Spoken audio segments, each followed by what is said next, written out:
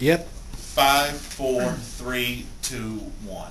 Hello, everybody. Brandon and Woolvey here. Brandon Adams along with Jeff Wolverton. Our first foray into this brand new technology, doing a video blog today. Of course, we do an audio blog every Wednesday here on the website. Doing a video blog right now, and hope you'll spend some time with us and then click on some other video blogs. May and the AM got some big ones up, along with the afternoon saloon and the 2 Live Stews. So take some time to peruse everything here at 7runingthezone.com, but a chance for us to recap what were our picks for last weekend. And once again, those picks not really looking all that fantastic. No, a 2-hour show, we don't usually get time to recap the picks, and for the most part, that's been a good thing this year because neither of us have been very good. They are the silver bullets. We take pride in these picks, and unfortunately, they've stunk, quite frankly. They have been awful. I'm now below 500 in the season. Jeff, are you below 500 in the season now, too? In fact, I am. What's funny, though, is I'm better in telling Jeff why his picks are wrong than I am by trying to decide which one of my picks are supposed to be right. One of your picks this week was the Kansas-Oklahoma game. Yes. I do believe I admonished you correctly about this. You said exactly the same thing. Oklahoma, I had Oklahoma minus the 20 against Kansas. The velour fog that is Mark Mangino, yes. And I said Oklahoma blows this team out. I don't need a backdoor. You said don't call me crying in your beer at 12 o'clock on Saturday night saying I got backdoored, because that's what happens when you give 20 points. I said I'm not going to worry about it. Sure enough, up 21. I see the scroll come across. 55 seconds left. Backdoor. Yeah, right there.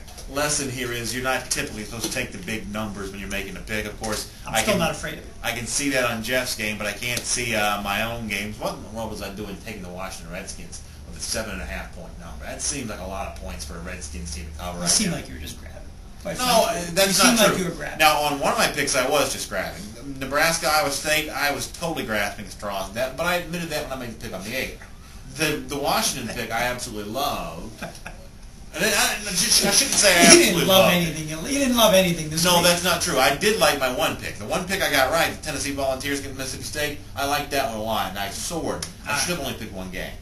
But it's 5 minutes second. We got time to fill here. So at the expense of the radio, I end up getting stuck with a couple bad picks. So you have Washington was a bad pick, but you did have Tennessee, big winner over Mississippi State. That game wasn't even close. Sure. I had Georgia for the second week in a row, and they've come to just betray me for the second week. We said this on the air, I believe it was Friday, that Mark Richt, for a guy who has an overall very good record with the Georgia Bulldogs, his record against the spread can't be that great. No, I don't know what it is, but the fact is, last week I got half-pointed against against Tennessee, and this week, again, that game should have been able to cover the 15 points. What else did you have pick-wise? My one I did like all week, and I had felt strongly about was Boston College. Boston College played Virginia Tech. I thought I had a pretty good handle on the game on Friday. I didn't think Virginia Tech was going to be able to pass on this very good Boston College defense. Sure enough, that's exactly what happened. But he was sweating this thing out the palm on Saturday night. You should have seen him watching this game, folks.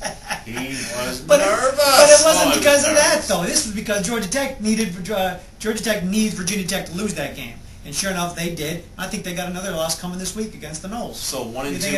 A 1 and 2 week for me. I've already given you early watch out for. That's an early watch out for. A 1 and 2 week for me. 1 and 2 for me. We do these Silver Bullets every Friday, 12:30 with Brandon and Wool. We will see you tomorrow on the radio.